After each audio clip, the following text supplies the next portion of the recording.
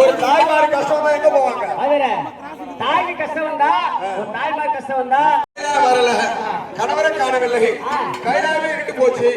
அதான் கைலாயத்துல போய் ஆமா வீடு வரல, கைலாயத்துல என்ன செய்யறாங்க? அந்த லிங்கத்தை போய் ஆட்டி படைக்கிறாங்க.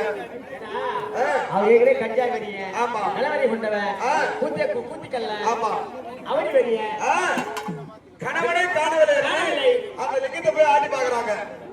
அவர் எந்த ஒரு சக்தியும் கிடையாது. பார்த்தா உமா பாரதா கணவனை காணவில்லை என்று உமா பாரதா அழுது புலம்பிக் கொண்டு சைலன்ஸ் முக்கியமான கதை சொல்றேன்.